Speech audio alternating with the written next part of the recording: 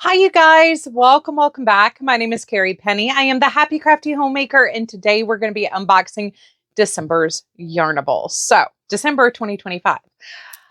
I'm very excited about this. My bag smells phenomenal. So, I've got everything unpacked. I've got everything ready to go. Before we get started, I do want to say I have done a full review of the Yarnable subscription box a couple of years ago. I will leave that in the description box down below, as well as throwing review month number 1 in the iCard up here. Obviously, if I'm still purchasing this box a couple years later, we probably know what my opinion of it is. But if you were curious about the price breakdown and everything and how I felt about it when I reviewed it, you can check out the review series. Also, Yarnable offers many different options for their subscription box. So you can do like one skein and extras, one skein, no extras, multiple skeins, skeins with a coordinate mini. There's all sorts of different varieties of the subscription box. So go check them out. I do have an affiliate link down below if you're interested. So Cheryl is the owner of Hypnotic Yarn. Hypnotic Yarn is the one that produces Yarnable. So if I use Hypnotic Yarnable and Cheryl in any kind of combination, that's who I'm talking about in those relationships to each other.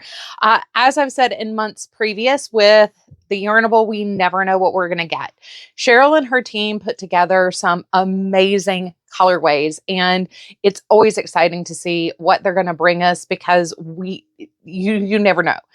All you know is that it's going to be gorgeous. So let's crack on and see what we have here. At the end, after we go through the box and everything, I will go into previous months of my Yarnable and pull together some really quick pairings. This is like a 2-second, I'm looking in the bin, pull things, and we talk about it.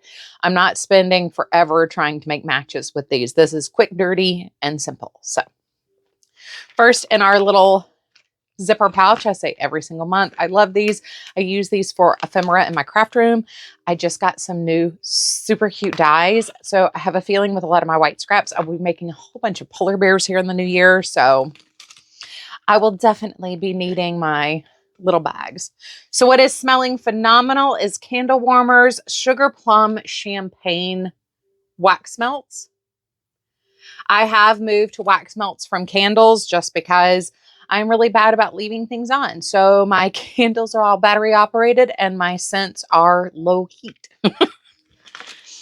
Part of it is I go to bed so early. So like Troy's still up for another 2 hours when I go to bed because I'm up at 3 and he's up at 6. So he generally stays up later than I do. So it's really funny because like he'll get eye blind to the things I leave on and things. It happens. So she sent us some rings for our progress keepers. If you're a knitter, a lot of yours will not have levers on them. So you can unscrew this centerpiece here and thread your knitting markers on there. And then you can just have them at hand. I actually used to have one of these. I lost it I lost the bag it was on many years ago.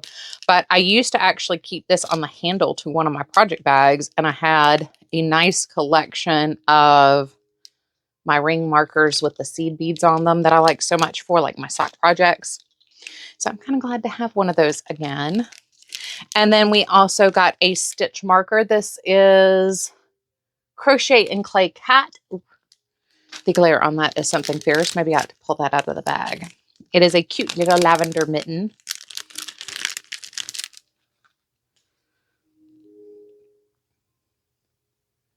And it's got a cute little stamped impression of knit stitches. And you can see where she even put the little detail of ribbing around the cuff.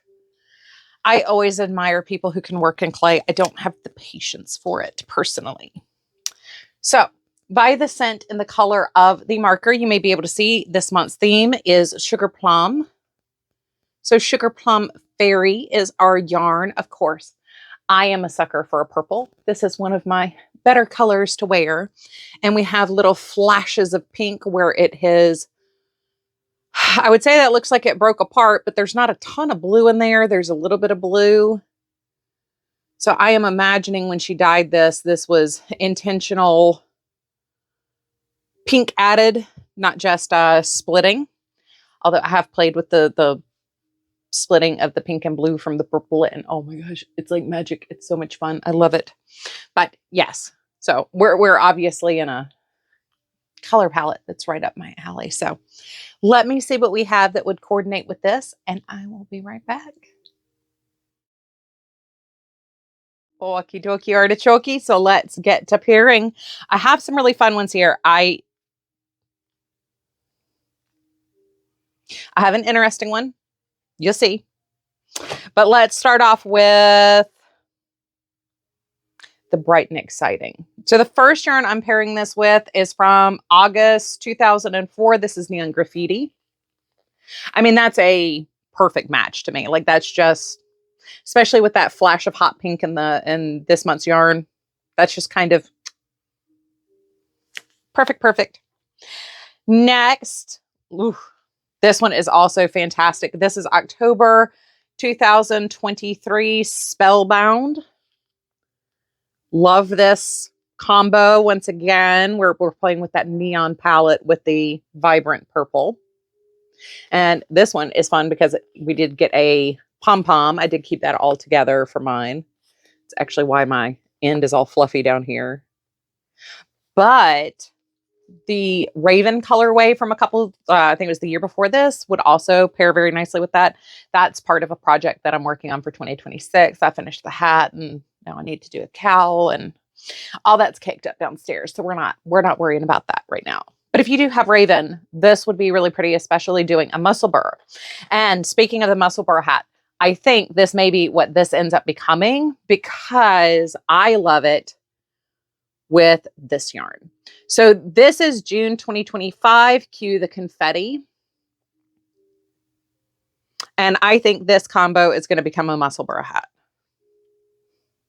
This is my favorite, and it's just because I have a natural project for this. I immediately am in love with this.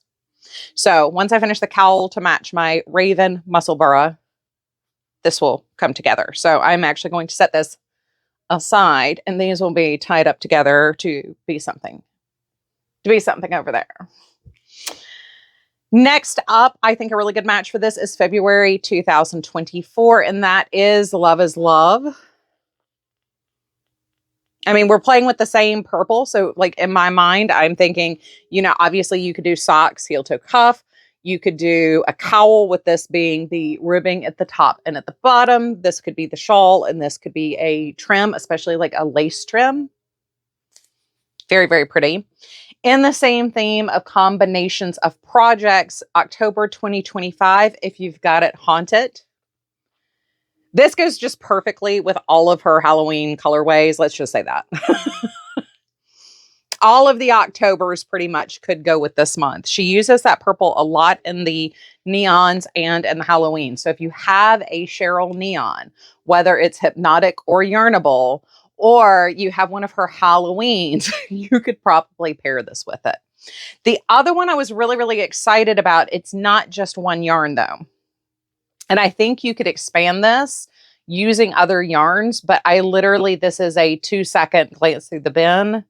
The whole purpose to this exercise is to show that you don't have to get like 20 skeins in order to pull together projects. You can pull together the different textures, especially when you're delving into 1, maybe 2 dyers yarns. But this is Dynamite from December 2024. Which I just love. So this works. Once again, you could do socks, heel toe cuff, a muscle burr hat, and like one side's the purple, one side's the multicolor, you know, the cowl, scarf, all those same things are very true with this.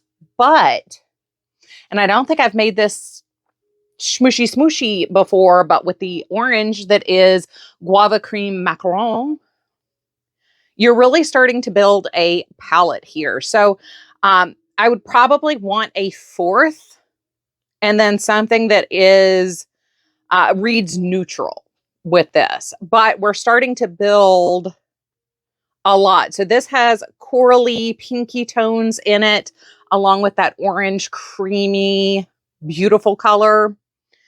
And, you know, we've got the blue and the green that's in here, and that bleeds into the purple. So we kind of need maybe a jumper between the orangey tones here and the blues and greens here to give us a complete set. And then I would probably want maybe like a micro stripe moment with a neutral. So maybe like one row of like a cream or a tan or a khaki color, to maybe break it up. Or once again, I think this would be a really pretty fade. So like for me, it would have to go like this way because orange makes me look a little sallow up against the face.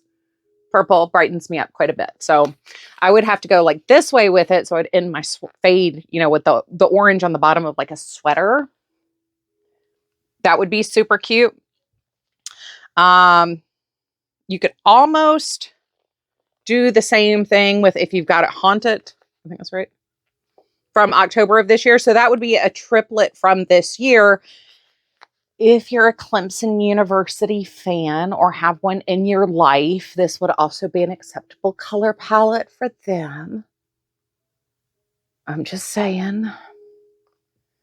An obligatory thing there, but so guava, haunt, and sugar plum, all three together, absolutely stunning. I would never do that personally, but it is a beautiful, beautiful trio together. So once again, there's so many different ways you can do this, not to mention, you know, you could just pair this with some hot pink and some purple solid and play with that. I mean, there's just so many options when you get these single skein varieties.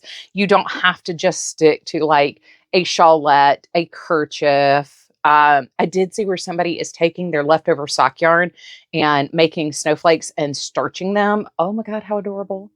But you don't have to stick to those single skein or less projects, 400 yards or less projects, or, you know, like you can get this in DK weight as well. Once again, the options with your Yarnable are phenomenal. There is a package for every budget and for every type of yarn crafter, but you don't have to get just a shawl out of your projects. You can make these go much further.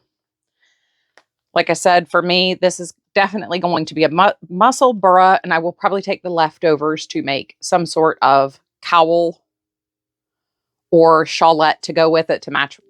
So you can extend your options, but I am going to go tie these up or take these downstairs so I know what these are going to be. I need to make note. This needs to be a ASAP kind of thing. I love you guys. I hope you are having a wonderful day. What did you think of our pairings? What did you think of our gift? I do wish I could smell-o-vision this sent to you. It's sweet, no spice to it, but there's almost like a vanilla-y undernote. There's no musk. There's no floral. It's just sweet and light and delicate. And it smells delicious. Like it smells like, ooh, have you ever had cranberry 7-Up? If you turn that into a punch with cranberry juice and maybe put a splash of vanilla in it, that's kind of what this would be. Oh, or just vanilla cranberry 7-Up and it doesn't have the spice of ginger ale. But by the way, the cranberry ginger ale is also really good. But that's what it kind of smells like. That's what it's reminding me of. It definitely has a festive, not necessarily Christmas scent to it, but it's yummy. So I wish we had smell-o-vision. I would share that with you. But anyway, I will sit here and talk to you guys forever. I love you. Please have a wonderful day. Let me know down below what you think, and I'll see you real soon. Bye, guys.